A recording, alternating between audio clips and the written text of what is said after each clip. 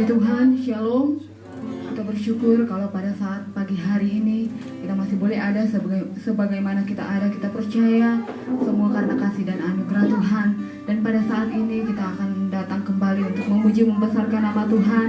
Hari yang berbahagia yang Tuhan boleh berikan bagi kita. Dan saat ini kita akan masuk hadirat Tuhan. Mari kita lupakan setiap perkara yang akan menghalangi kita. Kita fokuskan hati dan pikiran kita kepada Kristus pada saat pagi hari ini. Kita akan memuji membesarkan namanya. Kita nyanyikan pujian yang berkata saat ku masuk ke hadirat.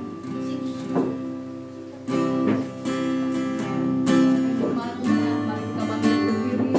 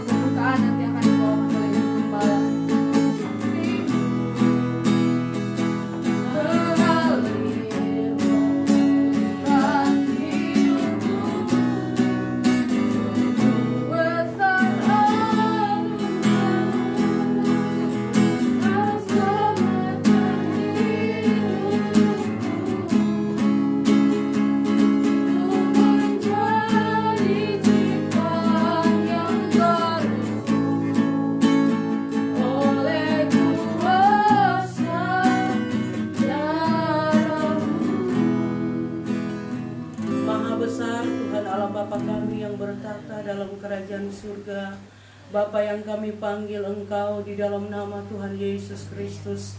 Pada pagi hari ini Tuhan kami datang kepadamu. Kami mengucap syukur dan berterima kasih buat penyertaan Tuhan dalam kehidupan kami. Kalau kami masih boleh berada sebagaimana kami ada Tuhan, kami tahu semua ini terjadi oleh karena kasih dan kemurahan-Mu dalam hidup kami. Oleh karena itu kami bangga kalau kami bisa memiliki Engkau Allah yang hidup, Allah yang setia, yang tidak pernah meninggalkan kami. Namun kami sadar seringkali kami jauh dan meninggalkan Tuhan, tapi Tuhan tetap setia di dalam kehidupan kami. Itulah sebabnya Tuhan pada pagi hari kami boleh berkumpul di tempat ini Tuhan, di mana kami rindu untuk memuji dan memuliakan Engkau, karena Engkau adalah Allah yang dahsyat dan luar biasa dalam setiap kehidupan kami. Karena bukti sampai pada pagi hari ini kami bisa berkumpul untuk beribadah kepada Engkau ya Tuhan. Urapi kami semua, kuduskan kami dan layakkan kami untuk menjamah pekerjaan-Mu pagi hari ini, agar firman Allah boleh yang kami dengar sebentar menjadi satu kekuatan dalam kehidupan kami. Oleh karena itu Tuhan, kami serahkan acara ini ke dalam tangan dari awal pertengahan sampai pada akhirnya. Biar semua itu boleh jadi seturut dengan kehendak Tuhan. Terima kasih setiap mereka yang akan mengambil bagian dalam acara ini Tuhan, baik WL pemain musik sampai pada pemberitaan firman Allah. Biar urapan khusus turun kepada setiap mereka, dan Tuhan mau bekerja di dalam setiap kehidupan hamba-hamba-Mu yang melayani Engkau pada pagi hari ini. Terima kasih Tuhan, memberkati kami semua, bahkan mereka semua jemaat yang masih ada di rumah, di mana mereka sedang berkumpul dan untuk bersama-sama mau beribadah pada pagi hari ini. Tuhan, lawati setiap mereka Bapa. Mungkin mereka mengalami suatu pergumulan, tapi kami percaya Tuhan yang menjadi jawaban dalam setiap kehidupan mereka ya Bapa. Terima kasih Tuhan, kami menserahkan acara ini ke dalam tangan-Mu. Kami tahu kuasa kegelapan itu tidak tinggal diam. Dia mengganggu kami, konsentrasi kami untuk memuji dan memuliakan Engkau. Oleh karena itu kami bersatu hati memanggil nama-Mu. Kami mau tengking segala kuasa kegelapan itu. Hanya di dalam nama Tuhan Yesus Kristus, setan kau keluar. Darah Tuhan Yesus Kristus yang berkuasa bicara di Junisai. Terima kasih Tuhan. Kami sudah berdoa dan kami akan buka acara ibadah kami pada pagi hari ini, dan kami alaskan dalam nama Bapa, Putra dan Roh Kudus. Hanya di dalam nama Tuhan Yesus Kristus yang menjadi Tuhan dan Juru Selamat kami. Haleluya. Amin. Puji Tuhan, ibadah kita sudah dibuka dalam doa, dan saat ini kita akan berglori-glori bagi Tuhan. Kita akan memuji membesarkan nama Tuhan dengan puji-pujian kita, lebih dari pemenang dalam segala perkara.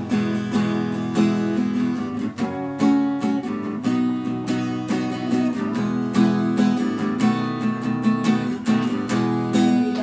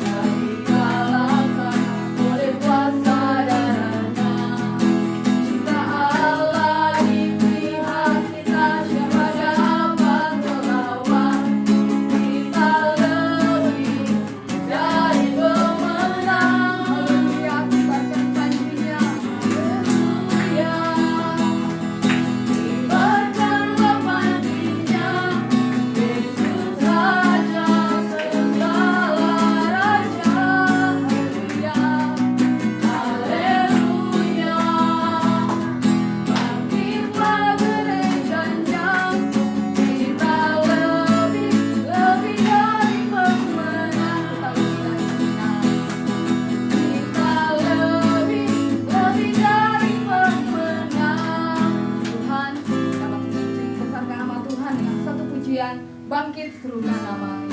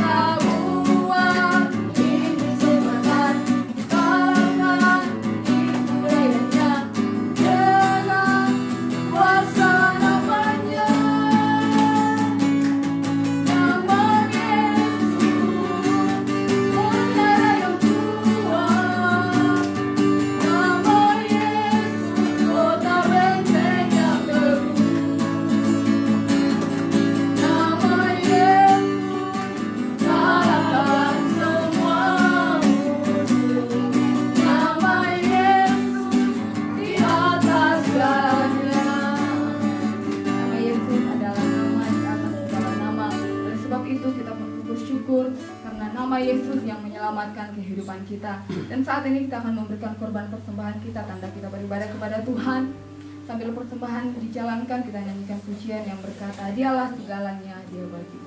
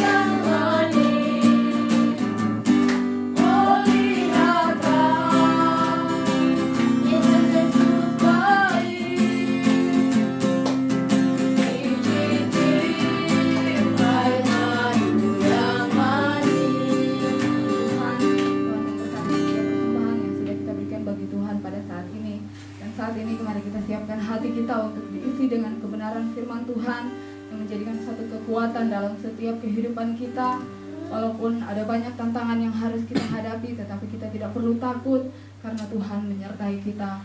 Walaupun harus berjalan dalam lembah kekelaman, sedang jemaat Tuhan, mari saya ajak kita semua untuk bangkit berdiri menyanyikan pujian ini, karena hanya Dia satu-satu yang menjadi juru selamat kita. Aku harus berjalan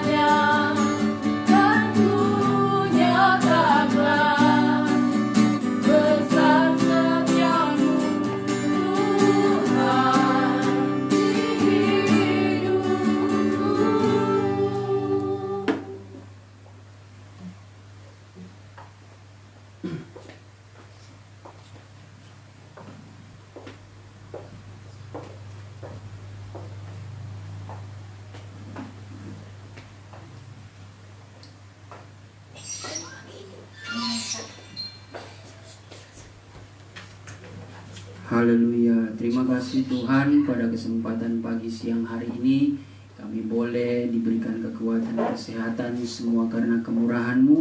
Bahkan kami boleh berhimpun dengan keluarga di tempat ini. Terlebih saudara sekalian, saudara seiman jemaat-Mu yang ada di rumah masing-masing. Biarlah Engkau senantiasa ikatkan dengan tali kasih-Mu Tuhan, oleh ikatan kuasa Roh Kudus, sehingga damai sejahtera Allah di dalam peribadatan kami pada saat hari ini tidak terbatasi dengan ruang dan waktu, sehingga kami boleh bersama-sama diberkati secara rohani.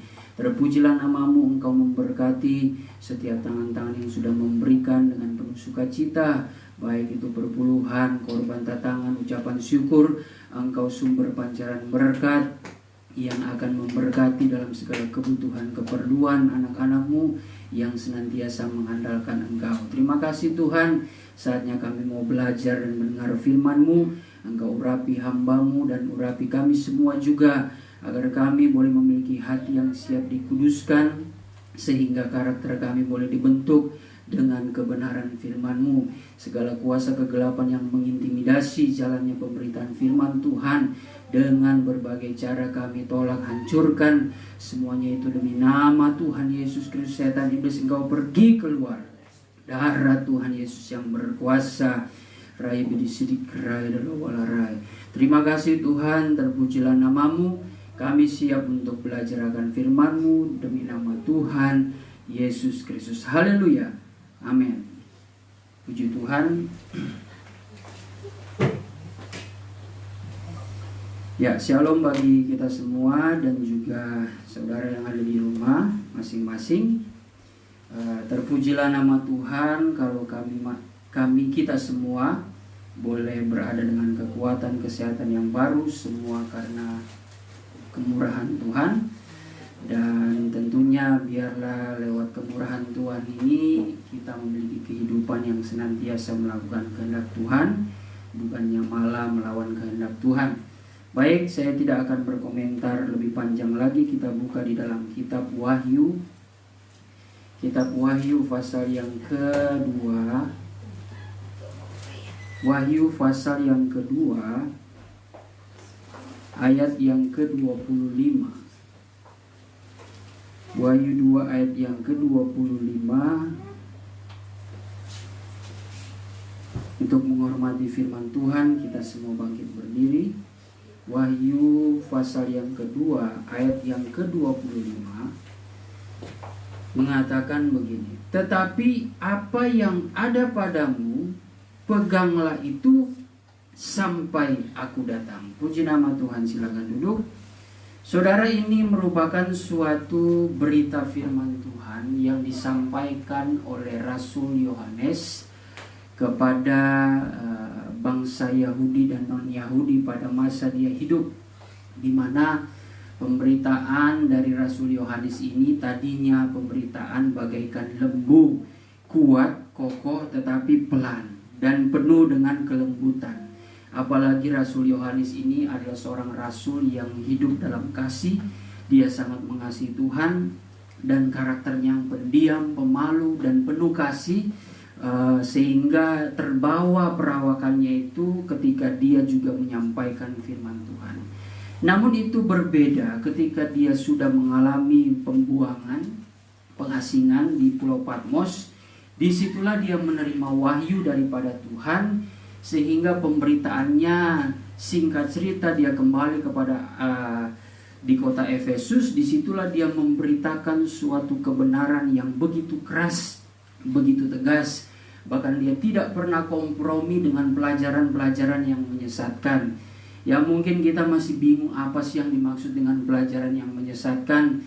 Ya, pelajaran yang menyesatkan itu adalah pelajaran yang tidak membawa kepada pertumbuhan rohani. Pelajaran yang hanya menekankan perkara-perkara duniawi, tetapi tidak menekankan perkara-perkara rohani.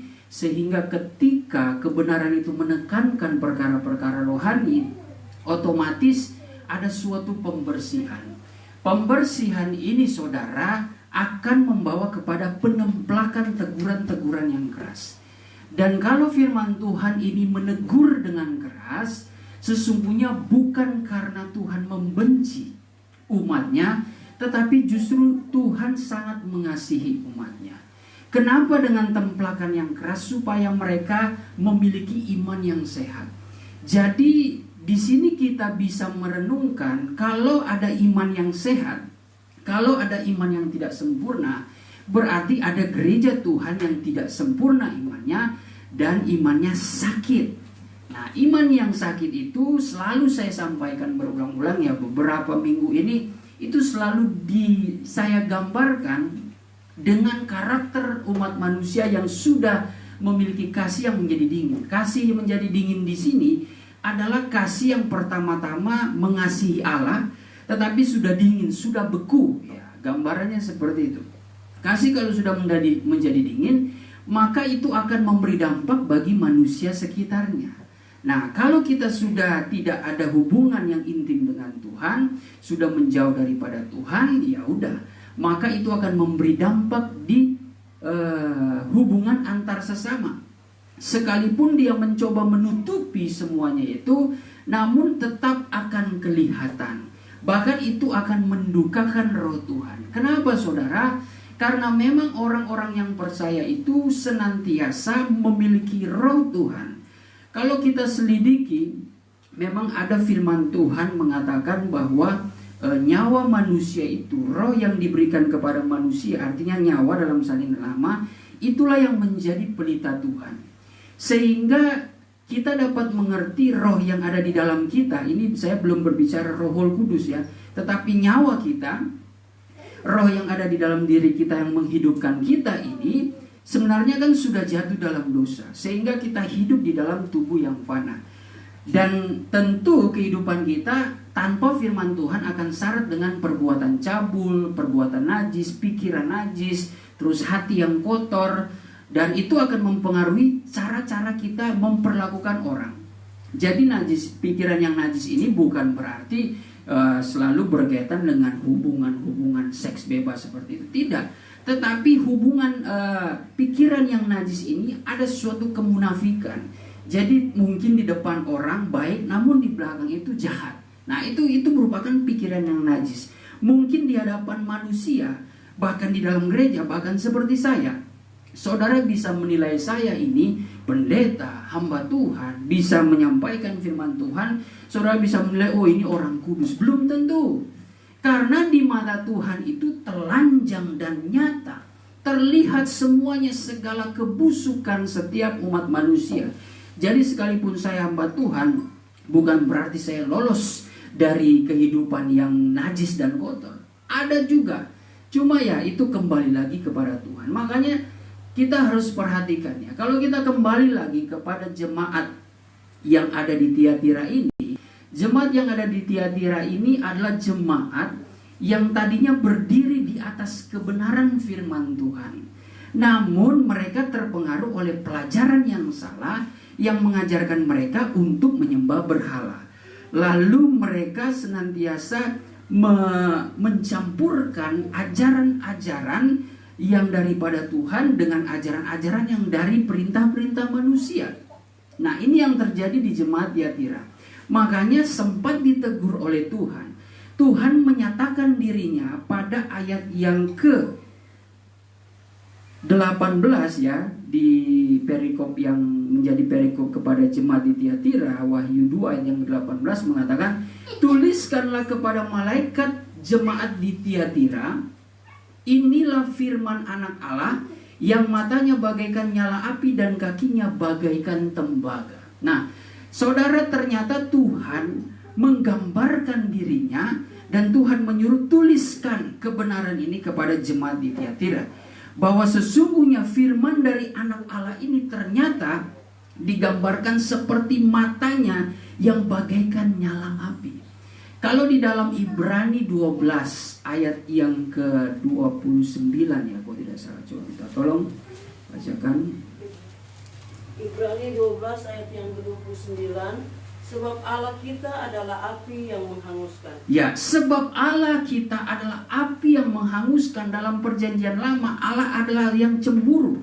Mungkin kita bertanya-tanya, loh kok Allah penuh kasih kok ada cemburunya? Ya itu pun kalau kita berpikir secara sederhana, yaitu hak dia. Toh kalaupun kita bisa mengatakan Allah itu tidak penuh kasih karena ada cemburunya, ya memangnya apakah kita sudah benar di hadapan Allah? Allah sudah memberkati kehidupan kita, minimal nafas, jantung kehidupan kita. Itu kalau tidak dikehendaki Allah untuk berdetak, ia akan berhenti, saudara. Kita masih beruntung, walaupun sakit-sakit badan, tetapi jantung masih ada. Masih bisa makan enak, masih bisa minum minuman jus, soda dan sebagainya. Tetapi kalau kita renungkan lebih dalam, coba kalau Tuhan seandainya cabut satu urat saraf di kepala kita, kita bisa stroke, kita tidak bisa berdaya, kita sudah berada di rumah sakit, kita tidak mungkin dapat bangun pagi dengan perasaan yang enak, yang lega di tempat tidur yang empuk. Namun kalau kita sudah sakit, waduh, bangun-bangun buka mata, bau obat-obatan, terus dengan mungkin dengan alat-alat medis yang tertempel di badan kita, dengan perasaan sakit, tidak ada orang, semua orang pakai baju putih, yaitu suster dan dokter, gak enak, saudara. Tapi kita sangat bersyukur kalau kita saat ini dalam keadaan baik-baik saja. Itu berarti Tuhan punya rencana di dalam kehidupan kita. Dan inilah yang saya maksud dalam pengertian firman Tuhan. Peganglah apa yang ada padamu baik-baik. Ini salah satunya ya saya katakan. Artinya kesehatan ini, bahkan mungkin pikiran jiwa kita yang tenang, ya itu semua karena kemurahan Tuhan. Kita pegang itu baik-baik, kita yakin itu baik-baik, tetapi harus dengan tindakan juga. Jadi jangan kita cuma tahu terima berkat kemurahan, tetapi kita malas untuk beribadah. Nah itu aneh kan? Nah tetapi itu menjadi penyakit yang justru akan menghanguskan kehidupan kita.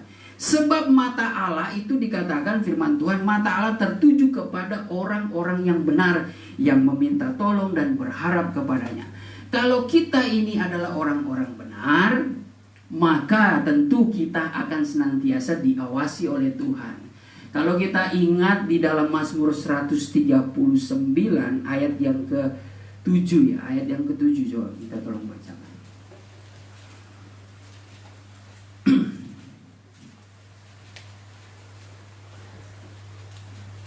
Mazmur 139 ayat 7. Kemana aku dapat pergi menjauhi rohmu? Kemanakah aku dapat pergi menjauhi rohmu? Kemana aku dapat lari dari hadapanmu? Kemana aku dapat lari dari hadapanmu? Terus Jika aku mendaki ke langit, aku mendaki ke langit, terus engkau di sana. engkau ada di sana. Jika aku menaruh tempat tidurku di dunia orang mati, di situ pun engkau. Ya sampai di situ saja. Jadi kita mau lari kemanapun Tuhan tahu, saudara. Di sini merupakan peringatan yang diberikan kepada jemaat di Tiatira, bahwa Allah dengan matanya seperti nyala api yang seolah-olah menghakimi. Kenapa Tuhan mengatakan demikian? Allah menghakimi sebagai api yang menghanguskan karena Tuhan sudah melihat jemaat Tiatira ini sudah mulai menyimpang. Nah, Tuhan bisa menghanguskan, membinasakan umat mereka, bisa membinasakan bangsa atau jemaat Tiatira ini. Tetapi Tuhan mendatangkan dulu firman Tuhan. Nah itulah kasihnya Tuhan. Tuhan siap untuk murka ketika saudara berbuat dosa, itu sudah disiapkan murka. Namun sebelum murka itu ada, Tuhan beri peringatan dulu. Jadi Tuhan tidak melakukan sesuatu tanpa bicara dulu. Itulah yang dialami sepanjang peradaban umat yang percaya. Bangsa Israel sebelum dihukum, Tuhan sudah berfirman, jangan engkau begini, jangan engkau membunuh, jangan engkau mengambil hak orang lain, jangan engkau mencuri, jangan engkau berzina, jangan engkau hormatilah orang tuamu, ayah dan ibumu. Lalu tidak ada Allah lain yang engkau sembah selain daripada Allah yang hidup. Lalu jangan engkau mendirikan patung bagimu, baik di atas bumi maupun di bawah bumi, atau menyerupai apapun jangan engkau buat. Dan jangan engkau sujud menyembah di hadapannya. Karena hanya akulah Tuhan Allah yang hidup yang dapat engkau sembah siang dan malam. Itu sudah menjadi ketetapan Allah yang menjadi peraturan yang harus dijalankan oleh umat Israel. Tetapi emang dasarnya bangsa Israel ini tegar tengkuk, sombong, angkuh, merasa diri benar, merasa mampu tanpa Tuhan, ya udah, akhirnya mereka dibinasakan di padang belantara. Itu akan terjadi dalam kehidupan kita. Barang siapa yang angkuh dalam pengertian melawan kehendak Tuhan, firman Tuhan, tidak mau mendengar firman Tuhan, ya udah, dia akan dibinasakan. Nah, itulah sebabnya kalau kita di hadapan Allah sesungguhnya dikatakan di dalam Yesaya 64 ayat yang ke-6. Coba kita baca itu isinya. Yesaya 64 ayat yang ke-6. Demikianlah kami sekalian seperti seorang najis. Demikianlah kami sekalian seperti orang najis. Dan segala kesalehan kami seperti kain kotor. Perhatikan ya, kesalehan kami. Artinya yang saleh pun yang kita lakukan di hadapan Tuhan itu bagaikan kain kotor, kain lara. Terus Kami sekalian menjadi layu seperti daun. ya, terus Dan kami lenyap oleh kejahatan kami seperti daun dilenyapkan oleh angin. terima kasih. Jadi jangan ada yang merasa atau menganggap diri benar. Kalau kita hidup dalam Tuhan, ikutlah kebenaran firman Tuhan. Sebab dengan begitu kita akan dipercayakan perkara-perkara yang indah daripada Tuhan. Makanya jangan biasakan kehidupan kita ini menyerupai dengan dunia ini. Roma 12 ayat yang kedua. Janganlah engkau menjadi serupa dengan dunia ini, supaya engkau tahu mana kehendak Tuhan, mana bukan kehendak Tuhan. Nah, sebenarnya ini suatu janji Tuhan bahwa setiap orang yang hidup mengikuti kehendak Tuhan, ia akan menerima roh, yang dimana roh Allah ini dinyatakan oleh Allah sendiri supaya manusia dapat menilai segala sesuatu. Jadi mana yang salah, mana yang benar, mana yang jahat, mana yang baik. Itu asalkan kita tidak menjadi serupa dengan dunia ini. Sehingga kita menjadi orang-orang rohani yang dipimpin oleh Roh Kudus. Coba kita buka di dalam 1 Korintus 2 ayat yang ke-10 ya. Di mana roh itu bekerja, memberikan pengertian dan menilai segala sesuatunya. 1 Korintus 2 ayat 10. Karena kepada kita Allah telah menyatakan oleh roh, sebab roh menyelidiki segala sesuatu, Ya. bahkan hal-hal yang tersembunyi dalam diri Allah. Nah, jadi roh itu menyelidiki segala sesuatu, bahkan segala perkara yang dalam-dalam. Kalau dalam salinan lama itu akan diberitahu. Kita tahu segala kepikiran, segala isi hati Tuhan. Lewat pengajaran, lewat roh itu kita bisa memahami Allah. Bukan karena kita memiliki kemampuan berpikir yang luar biasa, bukan. Tetapi karena memiliki roh Allah. Sebab roh itulah adalah roh Allah yang membuat dan mengajarkan kita apa sih yang Tuhan mau di dalam kehidupan kita. Makanya kalau kita baca lagi seterusnya, di situ ada dua golongan yang dimaksudkan Paulus. Ada orang duniawi dengan orang rohani. Coba kita buka. Di dalam 1 Korintus 2 tadi ayat yang ke-14 dan 15. Ayat 14. Tetapi manusia duniawi tidak menerima apa yang berasal dari roh Tetapi Allah. manusia duniawi tidak menerima apa yang berasal dari roh Allah. Karena hal itu baginya adalah suatu kebodohan. Ya, sampai situ saja dulu.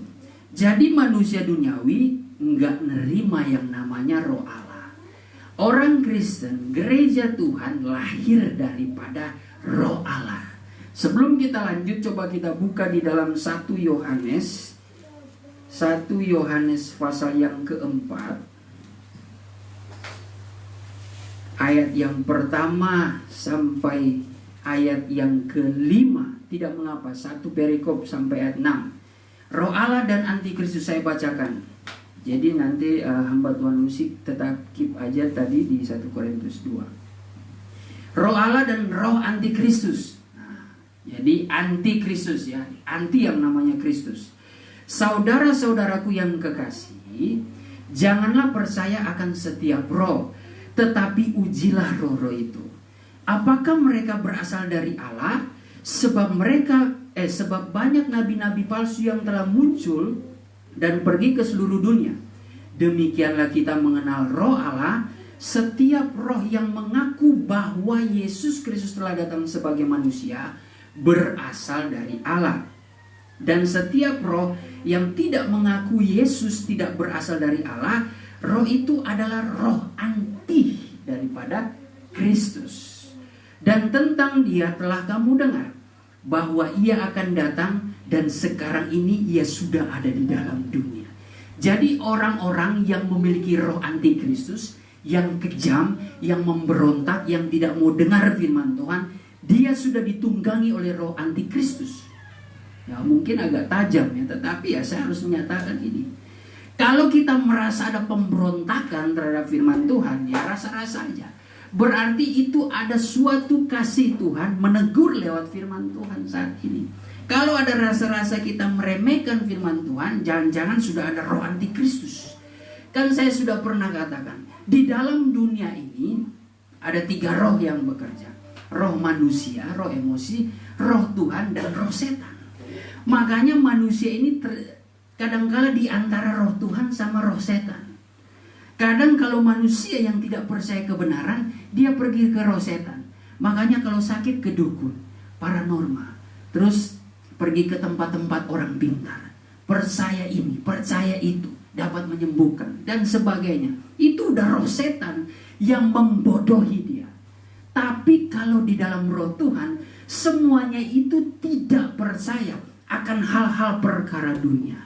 Ya kalaupun seperti minum obat, seperti makan makanan herbal yang yang memberikan kekuatan, yang memberikan kesembuhan, tetapi dikuduskan. Nah, 1 Timotius 4 ayat yang ke-5 di situ, sebenarnya segala sesuatu ciptaan Allah, ya artinya kalau kita makan makanan herbal, makan makanan yang kita yakini, oh ini mengandung vitamin yang bisa memulihkan luka dalam, yang bisa menyembuhkan luka bagian luar, menyembuhkan mungkin asam urat, menyembuhkan penyakit paru-paru, menyembuhkan apa lagi, ya pokoknya segala sakit penyakit.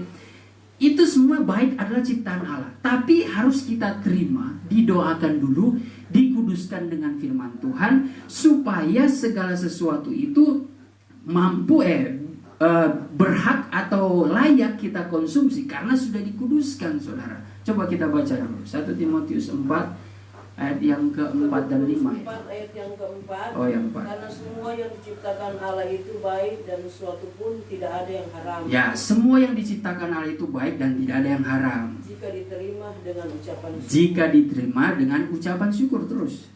Ayat yang kelima, sebab semuanya itu dikuduskan oleh firman Allah. Sebab semuanya itu dikuduskan oleh firman Allah Dan oleh doa. dan oleh doa. Makanya setiap kita makan sebagai orang Kristen selalu berdoa dulu. Ya jangan kalau sudah kelaparan langsung main comot aja langsung makan. Nggak ada berdoa, nggak ada ucapan syukur. Tapi kita berdoa pun, Tuhan kuduskanlah dengan kebenaran firman Tuhan akan berkat makanan ini.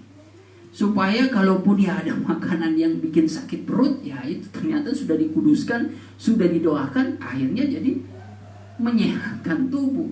Bisa seperti itu. Nah, kembali lagi kepada roh setan dan roh daripada Tuhan. Nah, inilah yang menjadi suatu peringatan bagi kita. Menghadapi akhir zaman, Tuhan sudah katakan, Rasul Yohanes juga sudah menulis bahwa roh antikristus itu sudah berada di dalam dunia ini. Hanya saja nanti puncaknya di zaman antikris. Kalau sekarang ya masih bibit-bibitnya saja. Sekalipun ada ya, cuma mereka mungkin sedang tersimpan di suatu tempat, ya saya tidak tahu, itu rahasia misteri Allah. Tapi nanti kelak dia akan menyatakan dirinya. Bahkan dikatakan lebih jelas lagi di dalam 2 Tesalonika 3. 2 Tesalonika 3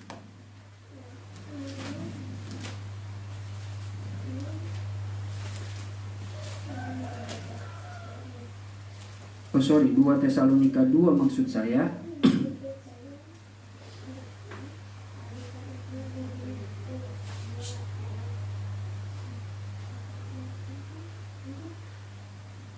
Ayat yang ke-3 mulai.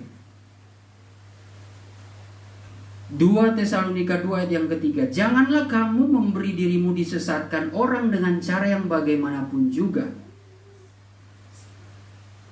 Sebab sebelum hari itu haruslah datang dahulu. Hari di sini huruf kapital yang artinya hari Tuhan, kedatangan Tuhan. Sebelum datang hari Tuhan itu haruslah datang dahulu murtad dan haruslah dinyatakan dahulu manusia durhaka, yang harus dibinasakan. Yaitu lawan yang meninggikan diri di atas segala yang disebut atau yang disembah sebagai Allah. Diri yang meninggikan diri, lawan yang meninggikan diri di atas segala yang disebut atau yang disembah sebagai Allah. Jadi gambarannya begini. Manusia diajarkan untuk menyembah Allah yang hidup. Namun roh antikris ini, saudara, dia mengatasi itu. Dia mau dirinya yang disembah daripada Allah, mengatasi dari apa yang patut disembah. Nah, itu manusia. Dan itu sudah terjadi ya. Sudah terjadi dalam perjanjian lama. Dan itu akan terjadi. Dan lalu dikatakan ayat 5, tidakkah kamu ingat bahwa hal itu telah kerap kali kukatakan kepadamu ketika aku bersama-sama dengan kamu. Dan sekarang kamu tahu apa yang menahan dia sehingga ia baru akan menyatakan diri pada waktu yang telah ditentukan baginya. Karena segala rahasia kedurhakaan telah mulai bekerja. Nah, perhatikan, segala rahasia kedurhakaan itu telah mulai bekerja. Tetapi sekarang masih ada yang menahan, kalau yang menahannya itu telah disingkirkan. Nah, jadi sekarang yang menahan itu sebenarnya adalah tiang-tiangnya Tuhan, soko gurunya Tuhan, para hamba-hamba Tuhan dan anak-anak Tuhan, tim pendoa. Segala hamba-hamba Tuhan yang melayani pekerjaan Tuhan dalam bidang apapun, itu yang membuat tertahan saja sementara ya. Karena Tuhan mau mengabarkan dulu Injilnya sampai ke 4 penjuru alam, seperti yang dikatakan di dalam Matius 24. Sehingga semua orang sudah menerima firman Tuhan itu, dan kembali lagi kepada orang yang menerima. Dia mau percaya atau tidak, tapi tugas hambanya itu sudah selesai, yang penting sudah sampaikan. Dia mau mati dipanggil Tuhan, yang penting darahnya sudah tidak tertanggung lagi. Sisanya tinggal orang yang mendengar firman Tuhan. Sampai akhir zaman dia mau terima atau tidak, itu resiko dia ambil sendiri. Kalau dia tidak mau dengar, ya sudah. Selamat berjabat tangan dengan antikris, dianiaya habis-habisan, bahkan dilemparkan ke neraka. Tapi kalau saudara menerima, ya bersiap-siaplah untuk berjuang memperoleh berkat kekekalan itu. Kalau kita merasa hidup kita ini penuh penderitaan, cuma 20-30 tahun itu cuma biasa. Cuma sekejap kalau dibandingkan dengan kekekalan yang Tuhan berikan. Penderitaan apa yang kita alami ketika hidup di dalam kebenaran, ya kalau kita banyak mengeluh, ya kita akan jatuh juga. Tapi kalau kita hadapi dengan sukacita, maka kita akan menerima berkat-berkat yang daripada Tuhan. Lanjut ya. Ayat yang ke-8. Pada waktu itulah si pendurhaka akan menyatakan dirinya, tetapi Tuhan Yesus akan membunuhnya dengan nafas mulutnya dan akan memusnahkannya kalau ia datang kembali. Kedatangan si pendurhaka itu adalah pekerjaan iblis dan akan disertai rupa-rupa perbuatan ajaib, tanda-tanda dan mujizat-mujizat palsu, dengan rupa-rupa tipu daya jahat terhadap orang-orang yang harus binasa karena mereka tidak menerima dan mengasihi kebenaran yang dapat menyelamatkan mereka. Jadi nggak usah heran kalau dikatakan mujizat tapi mujizat palsu, tanda-tanda heran sekalipun bisa menyembuhkan orang, belum tentu itu dari Allah. Ini berarti sudah ada penyusup, bukan sudah ada penyusup. Memang ada penyusup, setan itu sudah menyusup sampai ke dalam gereja. Menyusup sampai ke orang seperti saya, gembala. Di mana ada jawatan Tuhan, kan 5 jawatan Tuhan. Gembala, penginjil, terus apa lagi? Guru agama, pengajar, satu lagi rasul, dan satu lagi nabi. Dan dengan firman Tuhan itu dinyatakan, iblis itu menyusup ke situ juga. Dia bisa memakai orang-orang yang mudah dipengaruhi, yang imannya lemah. Pendeta-pendeta kalau disuguhi dengan duit yang banyak, bisa jatuh juga dia. Kalau dia tidak tahan, dia bisa jatuh dengan perkara-perkara dunia. Akhirnya orang yang jatuh oleh karena perkara dunia, ya udah, Dia ketika sudah waktunya Tuhan, dia langsung dilemparkan ke dalam api neraka. Jadi jangan disangka seperti saya ini bisa lolos. Oh, sudah pasti masuk surga. Belum tentu, saudara. Nah, bayangkan saja kalau hamba Tuhan itu sudah mudah disesatkan, apalagi yang di bawah. Aduh, kasih. Pemimpinnya saja mudah dipengaruhi, apalagi yang menjadi pengikutnya. Tetapi kita mempunyai gembala agung yang suci, yaitu Tuhan Yesus Kristus yang tidak kalah karena pencobaan. Itulah sebabnya Tuhan katakan bahwa setiap orang yang percaya kepada Yesus adalah anak Allah, dia akan mengalahkan dunia. Coba kita buka di dalam 1 Yohanes 4 ayat yang 1 Yohanes 5 ayat yang keempat dan 5. 1 Yohanes 5 ayat 4 dan 5. Sebab semua yang lahir dari Allah mengalahkan dunia. Semua yang lahir dari Allah mengalahkan dunia. Dan inilah kemenangan yang mengalahkan dunia. Apa itu? Iman kita. Yaitu iman kita. Terus, Siapakah yang mengalahkan dunia selain daripada dia yang percaya bahwa Yesus adalah anak Allah? terima kasih. Jadi tidak ada yang bisa mengalahkan dunia dan kesesatannya dan kedurhakannya selain daripada orang-orang percaya yang percaya kepada anak Allah. Tetapi ingat ya, kalimat pertama, yang lahir dari Allah. Yang lahir dari Allah bisa kita kaitkan di dalam Roma 8 ayat ke-9. Bahwa kamu akan senantiasa mengikuti kehendak Roh. Lebih baik kita baca saja. Roma 8 ayat yang ke-9. Tetapi kamu tidak hidup dalam daging melainkan dalam roh. Tetapi kamu tidak hidup di dalam daging melainkan dalam roh. Jika memang roh Allah diam di dalam kamu. Jika memang roh Allah itu ada dan diam di dalam kamu. Tetapi jika orang tidak memiliki roh Kristus, ia bukan milik Kristus. Jadi ya selalu diingatkan, kalau kita ini tidak memiliki roh Kristus, dia bukan milik Kristus. Saya sudah sampaikan bukti dari kebenaran itu bahwa gereja yang lahir itu adalah mereka yang lahir dipenuhi lewat kepenuhan Roh Kudus. Itu tidak bisa dibantah, saudara. Dengan adanya Roh Kudus, gejala pertamanya itu berkata-kata berbahasa roh. Makanya saudara yang belum penuh roh, ya cari itu, minta kepada Tuhan supaya Tuhan membaptiskan Roh Kudus. Baru disitulah engkau adalah milik Allah, milik Kristus. Bukan cuma bermodalkan kalung salib, saudara sudah yakin milik Kristus? Belum tentu, saudara. Sedangkan sudah pendeta saja, sudah imam besar melakukan mujizat di Matius 7. Tuhan, aku sudah bernubuat, aku sudah berkhotbah loh. Aku sudah menyembuhkan banyak orang. Aku sudah mengusir setan-setan. Tapi apa yang Tuhan katakan? Siapa kamu? Aku tidak mengenal engkau, hai pembuat kejahatan. Jadi Tuhan menganggap orang-orang ini hanyalah membela dirinya saja. Percuma pelayanan seperti itu yang kelihatan besar, tetapi ternyata di mata Allah, ternyata dia hina, bahkan tidak dikenal. Wah, itu adalah hal yang menyakitkan, karena itu keadaan pada akhir zaman. Nah, sekali lagi, kalau pemimpinnya saja sudah disusupi setan, apalagi pengikutnya, itu mudah. Makanya biarlah kita jadikan Yesus sebagai raja di hati kita. Dan kalau dia menjadi raja di hati kita, berarti dia sebagai raja memerintah dong kehidupan kita. Setuju ya dalam hal ini? Raja kalau memerintah, kamu harus dilahirkan baru daripada air dan roh. Ya udah, lakukan itu. Kalau saudara belum dibaptis air, jalani itu. Kalau saudara belum dipenuhi Roh Kudus, cari Roh Kudus itu. Kalau saudara belum beroleh anugerah Roh Kudus, mintalah kepada Dia.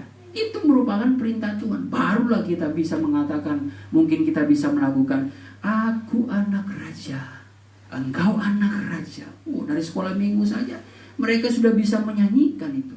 Sekalipun mereka nggak paham, mereka cuma paham enak lagunya aja, nada-nadanya. Tetapi kita yang dewasa, luar biasa juga yang menciptakan ini. Mempunyai makna yang dalam. Kalau Yesus kita jadikan raja, ikuti Dia. Karena Dia raja yang baik, tentu Dia akan senantiasa mengajarkan kita hal-hal yang baik. Kembali kepada 1 Korintus 2 tadi. Bagaimana kita bisa mengatakan diri kita ini dipenuhi dengan Roh Kudus kalau ternyata kita digolongkan orang duniawi? Karena kita menolak pekerjaan Roh Kudus itu. Kita tidak percaya yang namanya karunia-karunia Roh Kudus. Karena seperti tadi dikatakan, orang duniawi menolak segala barang apa yang dari daripada roh Allah. Tetapi itu hanya diterima oleh orang-orang rohani. Bagaimana kita mempunyai sesuatu pegangan, sedangkan pegangan di dalam Allah yaitu firman dan Roh Kudus itu. Bangsa Israel tidak sampai kepada tujuan kalau tanpa pegangan mereka, di mana patokan mereka itu adalah tiang awan dan tiang api yang menuntun mereka sampai ke tanah Kanaan, saudara. Bagaimana kehidupan kita tanpa pegangan firman Tuhan, apalagi karunia-karunia Roh Kudus itu, yang ternyata fungsinya dalam Yohanes 16 ayat 13, dia selalu mengatakan hal-hal yang benar. Apa yang diucapkan dari sumbernya Tuhan Yesus, dia katakan itu dengan berterus terang dalam diri kita. Bahkan di dalam 1 Yohanes 2 ayat yang ke-27, dialah sebagai pengurapan yang senantiasa mengajarkan kita untuk melakukan kebenaran, bahkan secara menyeluruh. Tanpa itu kita tidak bisa sampai tujuan rohani kita. Kita tidak akan sampai kepada Kanaan sorgawi. Nah, tetapi di dalam ayat 15, dalam 1 Korintus 2 ayat 15, coba. 2 ayat 15. Tetapi manusia rohani menilai segala sesuatu, tetapi ia sendiri tidak dinilai oleh orang lain. Terus ayat. Sebab siapakah yang mengetahui pikiran Tuhan sehingga ia dapat menasihati dia? Tetapi kami memiliki pikiran Tuhan. Nah, ini luar biasa. Paulus berani mengklaim dirinya, tetapi kami memiliki pikiran Kristus. Tidak mudah saudara memiliki pikiran Kristus. Pikiran Kristus sebenarnya sudah diungkapkan rahasianya oleh Rasul Paulus. Pikiran Kristus berarti tahu segala isi hati Allah. Itulah bagaimana kita tahu segala isi hati Allah, karena kita memiliki roh Allah itu. Saudara yang dikasihi Tuhan, di akhir zaman ini yang membuat kita berbeda dengan yang lainnya dalam tanda kutip, di mana suatu saat Maleakhi pasal yang ketiga ayat yang ke-18 akan ada masanya suatu perbedaan. Apa itu? Kita baca.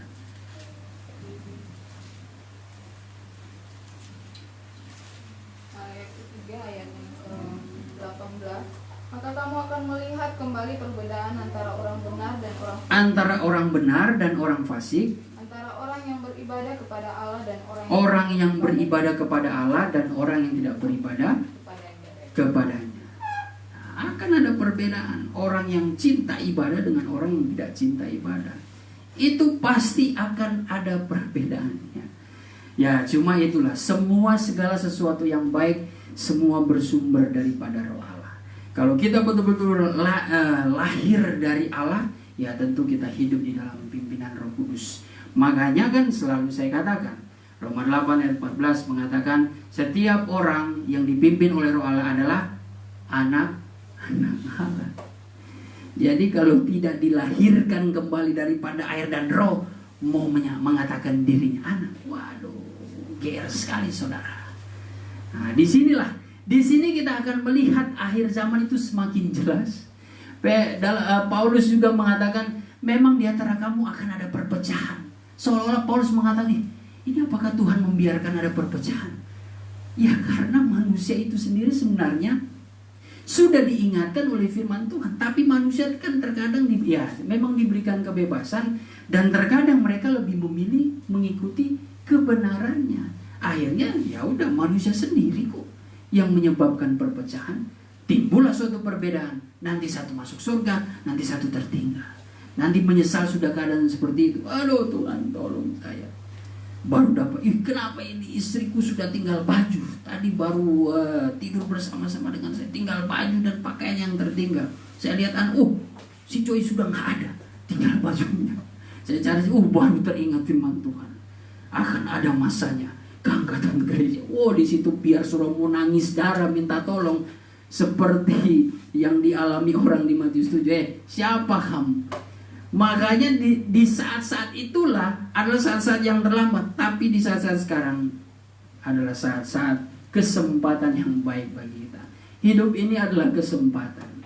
Makanya senantiasa melayani pekerjaan Tuhan. Melayani pekerjaan Tuhan itu bukan semata-mata di balik mimbar ini, di atas mimbar, tidak. Melayani sesama kita juga itu merupakan suatu pelayanan, tetapi melayani dengan kasih. Makanya kita kembali lagi diingatkan untuk mencapai pikiran Kristus, kita memang harus membawa diri kita untuk lahir daripada roh, lahir baru daripada air dan roh. Dan disitulah kita kembali kepada Wahyu 2 ayat yang ke-25. Ketika karunia-karunia anugerah Roh Kudus itu ada dalam diri kita, peganglah itu baik-baik. Ini suatu tanda di perjuangan kita. Ketika kita sudah lahir baru, kita harus bisa mempertahankannya sampai Tuhan Yesus datang. Jangan engkau mengalami tidur rohani seperti yang dialami 10 anak darah. Memang itu tidak ada pembedaan ya. 5 anak darah yang bodoh, dia tidak membawa persediaan. 5 anak darah yang bijak, dia bawa persediaan. Tetapi sama-sama tertidur karena mereka menunggu lama. Itu saya analogikan, saya gambarkan seperti ya di masa-masa menjelang kedatangan Tuhan. Memang ada masa-masa penantian. Kita mungkin merasa lelah karena perjuangan mempertahankan kebenaran. Nah itu seperti 10 anak darah itu. Mereka memperjuangkan bertahan untuk menunggu kedatangan Tuhan itu. Menunggu hari Tuhan itu. Terkadang ya sudah tertidur. Dalam pengertian kita melawan apa ya? Segala pergumulan ya terkadang sudah lelah. Tetapi lelah bukan berarti mati rohani. Artinya lelah menghadapi perjuangan yang berat. Sambil menanti kehadiran Tuhan, kemenangan yang mutlak. Tetapi ya suatu saat ternyata Tuhan pada waktunya Tuhan datang seperti raja yang datang. Mendapatkan pengumuman, raja akan datang, bangunlah mereka. Ternyata saudara 5 anak darah yang bodoh tidak ada persediaan. Tetapi jadilah seperti 5 anak darah yang bijak, sebab mereka memiliki persediaan. Itu gambaran rohani kita yang terus kita pelihara, yang tidak pernah kita biarkan, tidak pernah kita simpan. Saudara yang memiliki karunia-karunia daripada Tuhan, hati-hati, jangan disimpan. Terkadang kita menyimpan karunia-karunia itu karena ada kepahitan. Nah itu biasa, ada salah satu seperti itu juga. Sebab Ibrani pasal yang ke-12 ayat yang ke-15, jagalah kamu dari segala kepahitan ya. Coba kita buka sebagai ayat terakhir. Ibrani 12 ayat 15. ayat yang ke-15. Jagalah supaya jangan ada seorang pun menjauhkan diri dari kasih karunia Allah, Ya. agar jangan tumbuh akar yang pahit, yang menimbulkan kerusuhan dan yang mencemarkan banyak orang. Nah, di sini saya mau ingatkan, kasih karunia Allah itu wujudnya lewat anugerah, lewat karunia yang Tuhan berikan kepada umat yang percaya. Tetapi disuruh jaga. Jangan sampai kita menjauh, jangan sampai kita menutup diri kita untuk mau dipimpin oleh Roh Tuhan yang selalu membawa damai. Karena Tuhan Yesus katakan, berbahagialah orang-orang yang membawa damai sebab dialah anak-anak Allah. Berarti kalau kita cinta damai ya berarti kita adalah anak-anak Allah. Itu patut kita berbangga. Tetapi jangan sampai kita menjauh dari pimpinan Roh itu, sebab akan menimbulkan akar pahit. Nah, siapa di antara kita yang masih menyimpan akar pahit? Akar pahit ini seperti suatu tempat iblis untuk bekerja dalam diri manusia.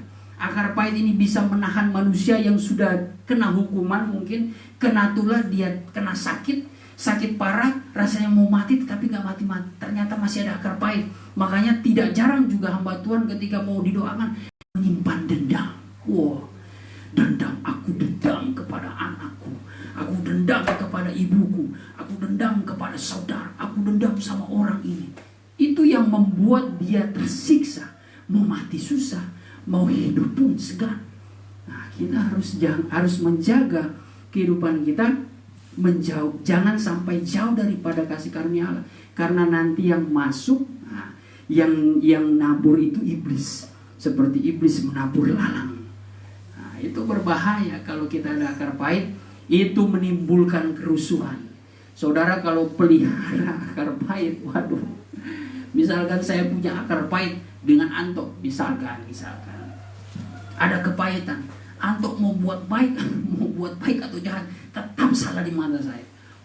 Apalagi cuma salah sedikit, saya omelin seperti betul-betul salah besar.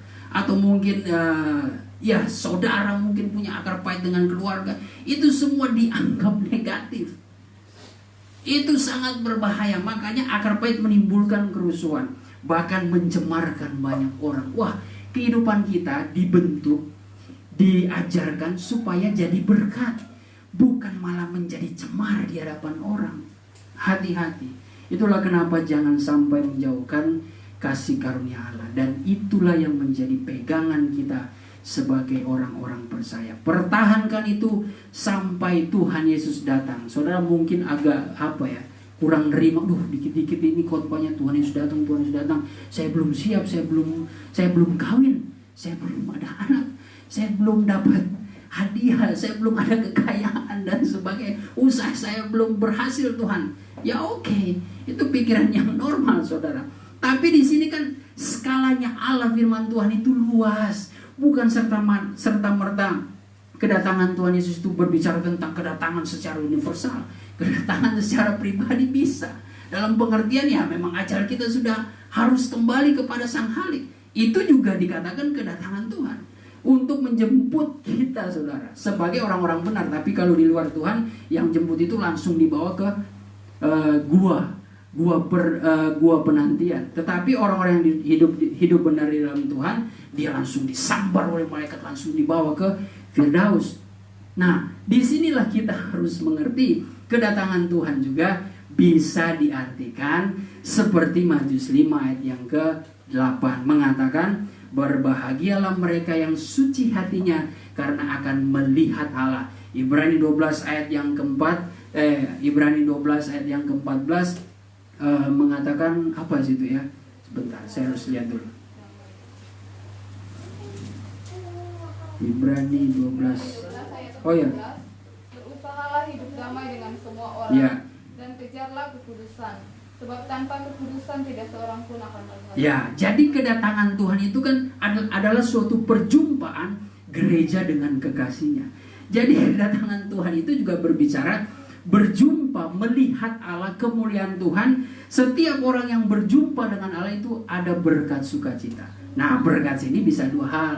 Bisa diberkati secara jasmani, bisa juga secara rohani. Jadi kedatangan Tuhan Yesus itu adalah suatu kemenangan bagi kita di hari ini di mana kita hidup di dunia ini, sampai di hari-hari yang akan datang di mana kita hidup dalam kekekalan. Kalau saudara mempertahankan kebenaran dan pegang itu baik-baik, maka saudara akan berjumpa dengan Tuhan. Ya, saudara akan menang di dalam pekerjaan saudara, dalam usaha saudara, dalam saudara yang anak-anak kita yang berpendidikan, dia akan mendapatkan juara, dia akan mendapatkan kehormatan. Mungkin di kuliahnya dia mengalami suatu pujian, kehormatan, jabatan-jabatan di segala bidang. Itu juga merupakan bisa diartikan kedatangan Tuhan dengan membawa berkat. Kedatangan Tuhan diidentikan dengan suatu kemenangan. Ya, yang terutama adalah kedatangan Tuhan di akhir zaman. Puji nama Tuhan, biarlah kita memegang baik-baik apa yang Tuhan percayakan dalam kehidupan kita, supaya kita senantiasa mengalami kemenangan.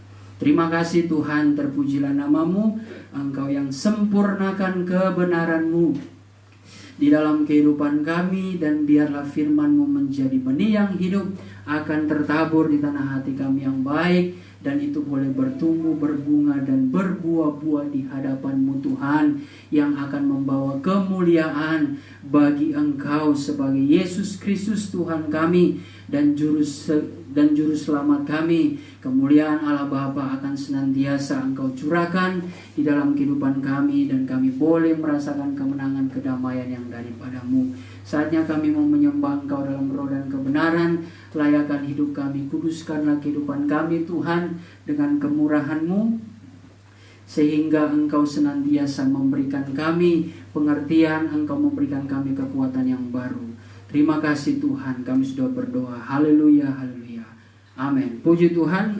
Mohon maaf sebelum kita menyembah, kita akan menjalankan perjamuan suci, perjamuan kudus. Ya, saudara mempersiapkan perjamuan yang ada di rumah masing-masing. Tunggu atau ya, ikuti protokol ya dari saya.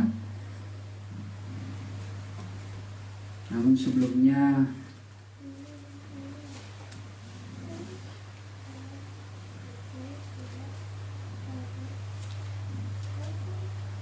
kita angkat pujian dulu ya.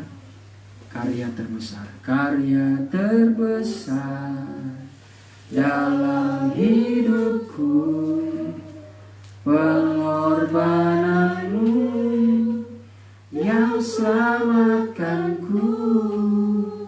Engkaulah harta yang tak ternilai yang ku miliki dan ku hargai.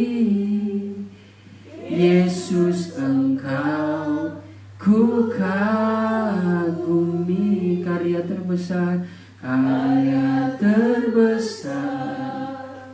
dalam hidupku, pengorbananmu yang selamatkanku. Engkaulah harta yang tak ternilai yang ku miliki dan ku hargai. Yesus, Engkau ku kagumi. Kita mau berdoa bagi perjuangan Yesus. Haleluya. Bapa di dalam sorga, Bapa yang kami muliakan, di dalam nama Tuhan Yesus Kristus, kami bersyukur kami menerima firman-Mu yang menguatkan kami dan membaharui kehidupan kami. Tuhan, saatnya kami mau bersekutu lewat tubuh dan darah-Mu di dalam Tuhan perjamuan suci ini. Biarlah kami boleh dilimpahkan kasih karunia-Mu.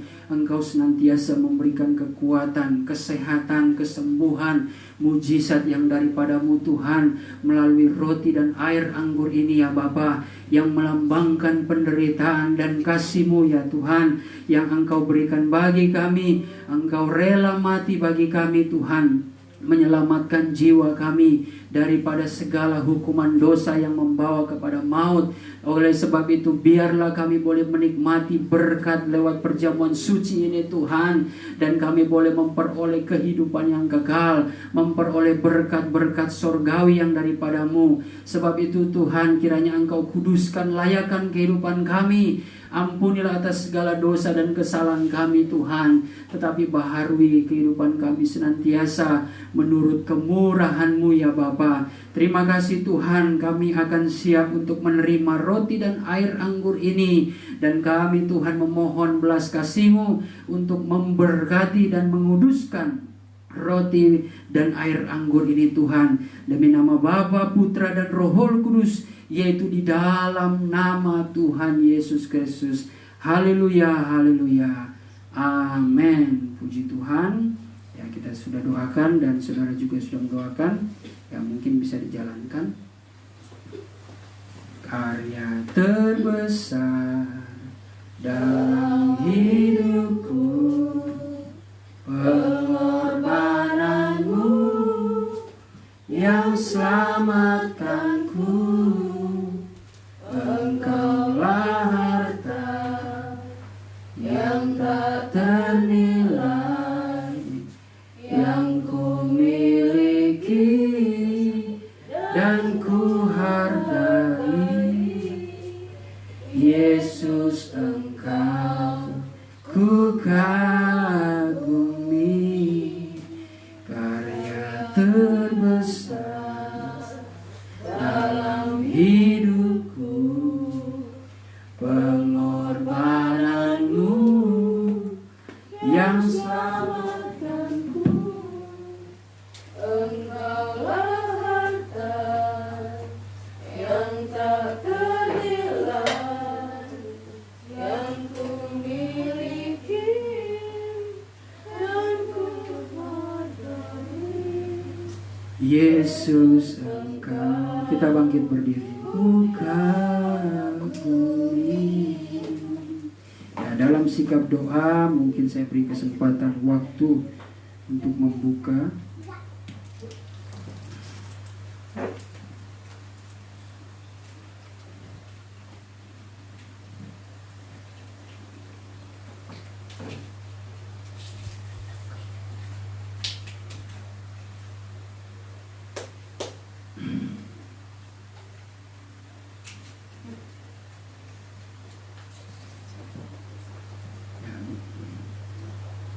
Kalau sudah siap semua, saudara bisa memperhatikan ayat-ayat yang mungkin bisa menjadi, bukan mungkin, yang bisa menjadi pegangan kita, dan kita harus pegang ini baik-baik perkataan firman.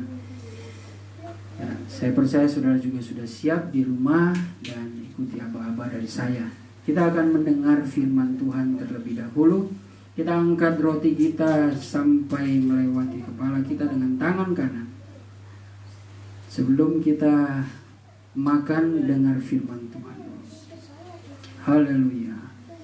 Sebab apa yang telah kuteruskan kepadamu telah aku terima dari Tuhan, yaitu bahwa Tuhan Yesus pada malam waktu ia diserahkan mengambil roti, dan sesudah itu ia mengucap syukur atasnya, ia memecah-mecahkannya dan berkata, inilah tubuhku yang diserahkan bagi kamu, perbuatlah ini menjadi peringatan akan aku.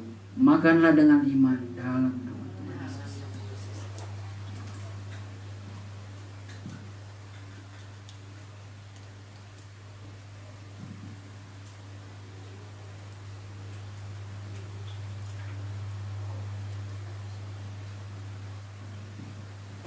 Haleluya, terima kasih Tuhan. Haleluya, haleluya. Kita angkat cawan air anggur dengan tangan kanan kita. Kita dengar firman Tuhan. Haleluya. Demikian juga ia mengambil cawan sesudah makan lalu berkata, cawan ini adalah perjanjian baru yang dimeteraikan oleh darahku. Perbuatlah ini setiap kali kamu meminumnya menjadi peringatan akan aku. Sebab setiap kali kamu makan roti ini dan minum cawan ini, kamu memberitakan kematian Tuhan sampai ia datang. Minumlah dengan iman dalam nama Tuhan Yesus.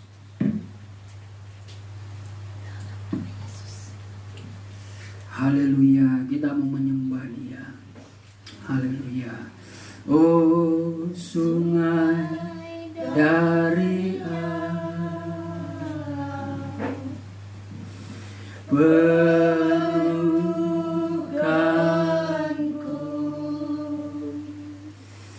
oh sungai dari Allah, mengalir dalammu, oh sungai dari puaskanku,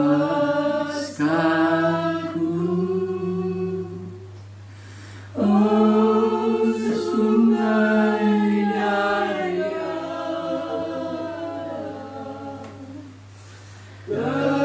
kerinduan. Sambungkanlah rohmu ya Tuhan.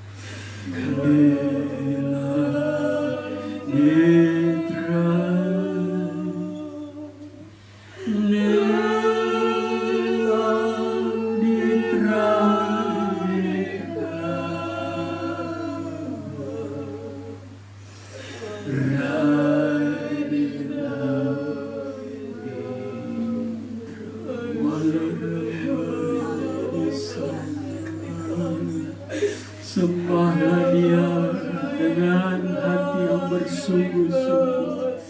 Rebede sik aldeli radolo wala rada sik andala rawala. Haleluya, rebede aldelo wala rawala rawala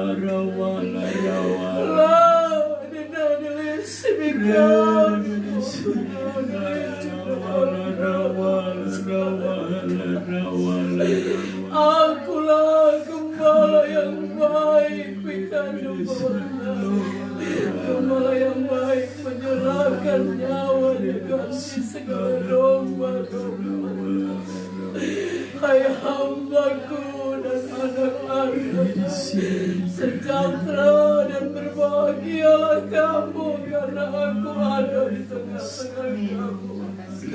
Kamulah yang sudah menarik hatiku, sehingga aku turun dan melayani kamu Bikradil Tunai. Aku berjalan-jalan di tengah-tengah kamu sambil memperhatikan tiap-tiap kedalaman hatiku.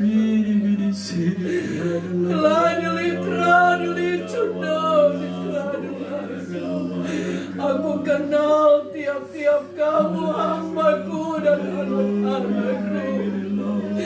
Lady Cry dengan Tunai dengan bermacam pergumulan yang kamu bawa kepadaku.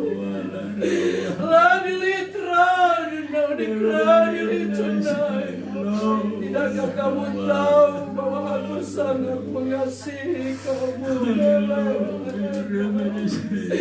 sehingga aku datang ke dalam dunia ini untuk mengorbankan diri. Aku lakukan semua ini bukan dengan keadaan yang terpaksa, tapi aku lakukan ini dengan penuh kerelaan hati karena aku mau menyelamatkan kamu.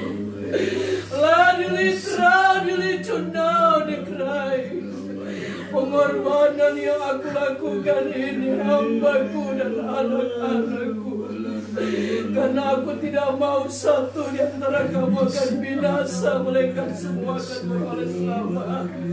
Lady Crowdline Tunai, hormati dan hargailah pengorbananku.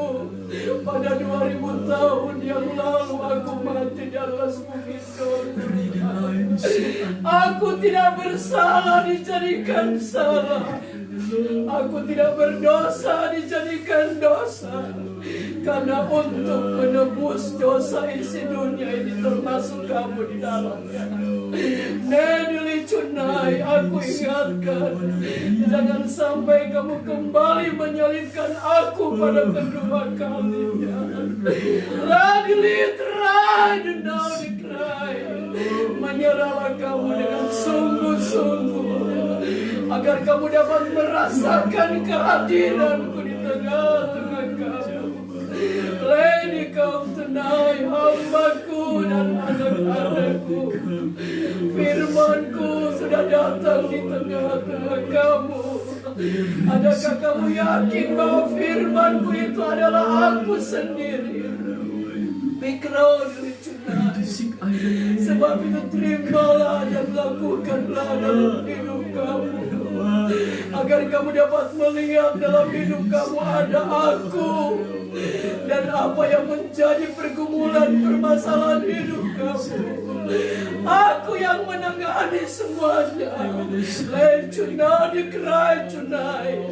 Sebab itu bersungguh-sungguhlah kamu kalau kamu datang kepadaku. Jangan ada di antara kamu menyembah aku dengan pikiran yang bercabang. Biarlah pemusatan hati dan pikiran kamu arahkan sungguh-sungguh kepadaku, dan kamu akan lihat jawaban itu akan datang dalam hidup kamu. Aku berjanji tidak berdusta. Manusia boleh berdusta, tapi aku tidak akan pernah berdusta dengan janjiku. Sekali aku berjanji, aku akan genapi dalam setiap kehidupan kamu. Lambat atau cepat kamu akan lihat Renedoli Cry. Aku tepati semua janji-janjiku kepada kamu, asalkan kamu setia datang kepadaku. Dan kamu harus menjadi berkat Metre Tunai. Tinggalkanlah segala kehidupan kamu yang lama, dan berjalanlah kamu di dalam kebenaranku. Radilis Adonai Cry, karena waktunya sudah dekat.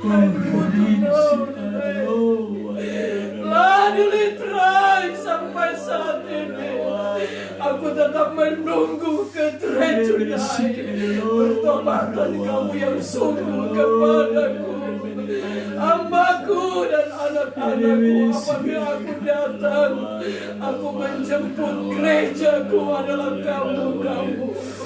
Lalu bitranu dikrai. Di hari-hari ini kamu tetap waspada dan berjaga-jaga, karena kamu tidak tahu apa yang akan terjadi di hari-hari yang akan datang. Tetapi semua itu kalau aku izinkan terjadi sesuatu, di mana masa sukar yang akan datang dengan luar biasa. Tapi bagi kamu tidak perlu kamu takut, karena aku berjanji akulah yang menjadi penolong dalam kehidupan kamu. Aku yang menjadi jaminan dalam hidup kamu. Segala sesuatu aku sanggup mengadakan dengan caraku sendiri. Mengertikah kamu?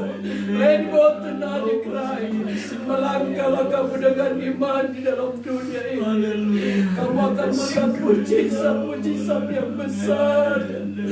Yang terutama kehidupan tubuh yang sehat kamu akan miliki, dan tubuh rohani itu berbicara kamu akan menjadi orang yang dewasa di dalam aku rohaninya. Karena itu yang aku akan datang mengangkat dan mengangkat kamu untuk menikah bersama-sama dengan aku. Mengertikah kamu, hambaku dan anak-anakku? Serahkanlah segala kekhawatiran kamu kepadaku, karena hanya aku yang dapat mempedulikan kamu. Mengertikah kamu, hamba-hambaku dan anak-anakku? Let no dikrai, aku ada di tengah-tengah kamu. Ready both right to not dikrai, karena aku mau menjamah kamu saat ini, menyerahkan sungguh-sungguh. Latran, bukalah hati kamu dan terima aku mau masuk di dalam. Haleluya, jamalah Tuhan. Rebenisik adalah walar. Air zaman merupakan pekerjaan untuk memenuhi setiap kehidupan anak-anakku dan hamba-hamba. Dicunai, ayah hamba-Ku, dicunai. Aku telah melayani kamu saat ini. Jangan kamu takut, karena aku berjanji aku tetap membela kamu. I speak out tonight. Let no decry. Adakah kamu mengerti itu, hai hamba-Ku dan anak-anakku? Sejahtera dan berbahagia kamu sudah mendengarkan suara Rohku bikrau. Haleluya, terima kasih Tuhan, Kau boleh menjamah kami. Kami percaya kami boleh dihibur oleh lawatan-Mu Tuhan. Kami tetap berdoa kepada Engkau bagi bangsa dan negara kami Tuhan. Bahkan seluruh bangsa di muka bumi ini, Engkau yang memberikan kekuatan bagi kami semua. Umat-Mu yang senantiasa menyerahkan hidupnya ke dalam tangan kasih-Mu. Sebab kami memiliki dasar kepercayaan segala sesuatu yang terjadi dalam dunia ini itu tidak akan terjadi kalau bukan Engkau yang meluaskannya. Oleh sebab itu, kalau jika ini merupakan rencana-Mu, jika ini merupakan bagian dari rancangan-Mu Tuhan, kami percaya rancangan-Mu bagi kami tidak mendatangkan kecelakaan atas kami. Oleh sebab itu, biarlah kami senantiasa mengasihi Engkau, senantiasa mencintai hadirat-Mu Tuhan. Kami senantiasa bersekutu dengan Engkau. Terima kasih Tuhan, Engkau tetap memberkati kami semua. Bahkan sidang jemaat-Mu yang sedang menyaksikan Tuhan dari rumah masing-masing, Engkau tetap menjamah, memberikan penghiburan dalam segala pekerjaan mereka walaupun terbatas Tuhan di rumah. Tetapi Engkau memberikan hikmat, kekuatan, kesehatan tubuh jasmani. Terlebih Tuhan, apa yang Kau sudah percayakan lewat pengajaran firman-Mu, bahkan karunia-karunia Roh-Mu yang Engkau sudah tanamkan di dalam kehidupan mereka. Biarlah mereka dengan bertanggung jawab mempertahankan itu dan terus memegang kepada Tuhan setiap pengajaran dan anugerah Roh-Mu, sehingga mereka tetap hidup kudus, hidup tertib di dalam Engkau Tuhan, dan boleh menjadi berkat di tengah-tengah lingkungan mereka. Terima kasih Tuhan. di dalam segala pekerjaan usaha mereka besar atau kecil, tetap Engkau memberkati dan menyertai di masa-masa sukar ini. Kami percaya Engkau selalu dapat memberikan jalan yang terbaik, jalan Tuhan yang indah yang Engkau nyatakan bagi mereka yang mengandalkan Engkau, sehingga mereka senantiasa disediakan segala sesuatu apa yang menjadi kebutuhan keperluan mereka. Demi nama Tuhan Yesus, Engkau akan beracara dengan mujizat yang daripadamu. Begitu juga kami Tuhan di tempat ini, kaum keluarga di tempat ini Tuhan, biarlah anugerah-Mu senantiasa menyertai kami ya Bapa. Segala kegiatan apapun yang kami kerjakan Tuhan, apa yang menjadi cita-cita kami, harapan kami di hari depan, Engkau tetap buka jalan Tuhan. Terlebih khusus damai sejahtera tetap Engkau limpahkan bagi kami di tempat ini. Apa yang menjadi Tuhan, tentu masa-masa kesukaran saat ini, tentu kami membutuhkan pertolongan daripada-Mu, agar berkat-berkat itu tetap dicurahkan atas kami Tuhan, memberikan kecukupan setiap harinya, baik tubuh jasmani terlebih tubuh rohani kami, yang kami yakini Engkau senantiasa limpahkan Tuhan dengan berkat rohani. Terima kasih Tuhan, kami percaya Engkau memelihara kehidupan kami semua, baik di tempat ini maupun kepada jemaat-Mu yang senantiasa mengandalkan Engkau. Terima kasih Tuhan. Kami percaya kuasa dalam ibadah ini boleh terjadi, sehingga mereka yang sakit akan disembuhkan, mereka yang susah hati akan dihiburkan, mereka yang lemah akan diberikan kekuatan yang baru, sehingga Engkaulah yang kami permuliakan Tuhan. Terima kasih Bapa, kami serahkan seluruhnya ke dalam tangan kasih-Mu. Pemerintahan kami Tuhan, Kau tetap memberkati mereka, memberikan kekuatan, kesehatan, kebijaksanaan daripada-Mu, sehingga Tuhan mereka tetap Tuhan mengandalkan Engkau, memiliki roh takut akan Engkau, sehingga Tuhan pemerintah ini boleh melakukan segala perkara demi kesejahteraan rakyat, demi Tuhan kemuliaan bagi-Mu ya Bapa. Kau berkati presiden kami, wakil presiden, bahkan pejabat tinggi, para menteri Tuhan, sampai kepada pemimpin yang terendah. Engkau tetap memberikan kebijakan, kekuatan bagi mereka Tuhan. Terima kasih Bapa di sorga, diberkatilah bangsa dan negara kami Tuhan. Engkau yang akan senantiasa melepaskan kami dari segala ancaman bahaya bencana ini ya Bapa.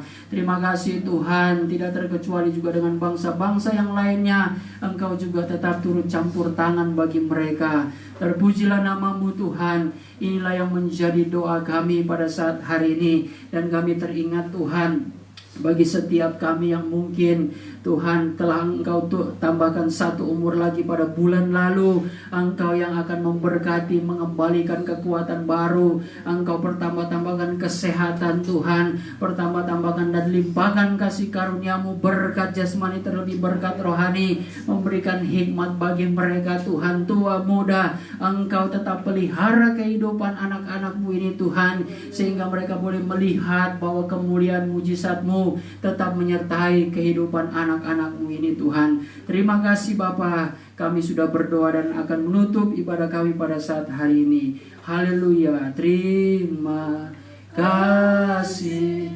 Yesusku, buat anugerah yang Kau beri. Sebab hari ini Tuhan adakan syukur bagi-Mu. Saudara dan saudariku yang dikasihi Tuhan, adalah anugerah yang daripada Allah Bapa kita di sorga, lewat anaknya yang tunggal, yaitu Tuhan Yesus Kristus, di dalam persekutuan Allah Roh Kudus yang akan memberkati kita, bahkan menguduskan kehidupan kita, yang memberikan penghiburan, pengharapan baru, sukacita sorga dan kekuatan yang baru.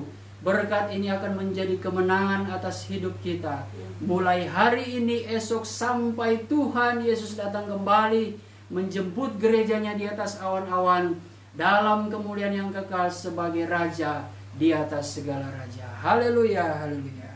Amin. Puji Tuhan, silakan duduk. Ya, ayat yang saya terima tadi di dalam perjamuan kudus, 1 Korintus 15. 1 Korintus 15 ayat yang ke berapa tadi ya?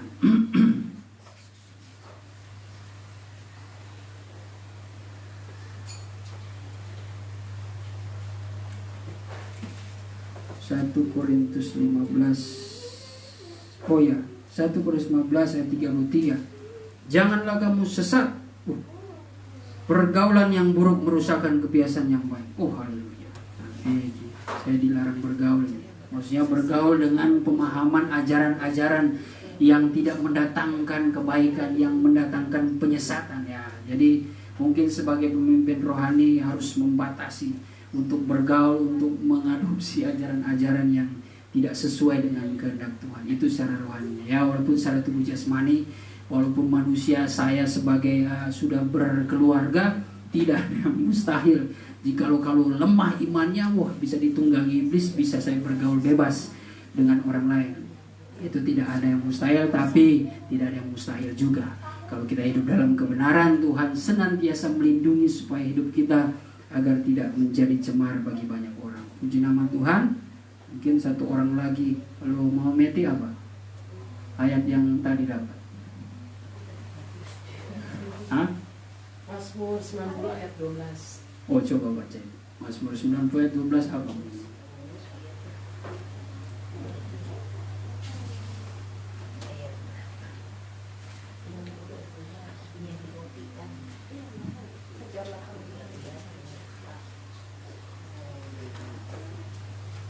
Sudah dapat?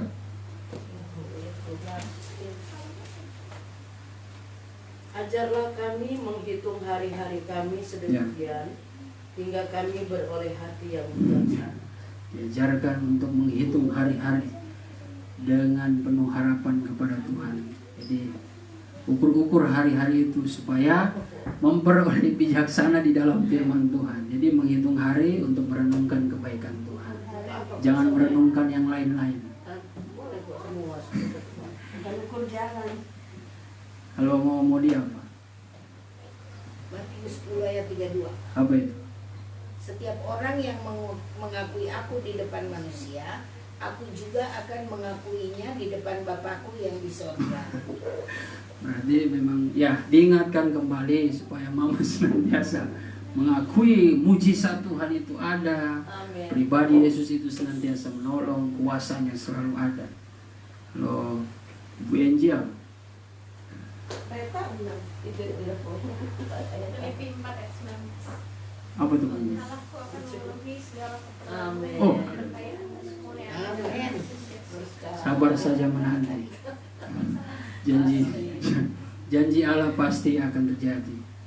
Sehingga tadi ya nubuatan juga mengatakan kalau aku sudah berjanji, aku bukan seperti manusia yang mudah lupa atau pura-pura nggak tahu ya. Tetapi kalau Allah kalau sudah berjanji dia akan tepati. Tepat pada waktunya. Yang penting bersabar dan beriman. Kalau Ibu Ana, Amsal 10 ayat 28. Harapan orang benar akan menjadi sukacita, tetapi harapan orang fasik menjadi sia-sia. ya puji Tuhan. Jadi cuma diingatkan saja. Berbeda itu orang benar dengan orang fasik. Ya harapan orang benar tentu pasti akan mendatangkan kemenangan, sukacita dan berkat yang daripada Tuhan. Lalu Ibu Susan, ada Ibu Susan dari ke belakang. Jadi hanya ibu-ibu saja karena durasinya jemaat juga menyaksikan. Nah, Ibu Gembala apa? Mazmur 1 ayat 2 dan 3. Oh saya sudah tahu itu. Renungkan firman. Tapi yang kusukannya ialah Taurat Tuhan, dan yang merenungkan Taurat itu siang dan malam. Ayat 3, ia seperti pohon yang ditanam di tepi aliran air, Ya, itu. yang menghasilkan buahnya pada musimnya, dan yang tidak layu daunnya, apa saja yang diperbuatnya berhasil. Nah, jadi buat Ibu Gembala ayat yang kedua yang kesukaannya akan Taurat Tuhan dan senantiasa merenungkan apa? Merenungkan Taurat Tuhan siang dan malam. Siang dan malam ya. Jadi mungkin kurang-kurangi lihat di Facebook, di handphone. Biasakan sukakan dengan membaca firman Tuhan dan renungkan. Karena media sosial terkadang menjadi intimidasi yang membuat kita jauh daripada Tuhan. Puji nama Tuhan, ya semua pasti Tuhan lakukan dengan baik. Semua Tuhan berikan teguran, nasihat itu demi kebaikan kita. Puji nama Tuhan, yang penting kita terima. Ya, saya kira sampai di sini ibadah kita. Terima kasih buat saudara yang menyaksikan. Kiranya Tuhan Yesus memberkati, tetap andalkan Tuhan, dan saya percaya damai sejahtera dan sukacita bahkan berkat Tuhan akan memenuhi kehidupan kita. Shalom bagi kita semua. Tuhan Yesus memberkati. Amin. Selamat siang. Mereka masih gadis. Bunga, dia kan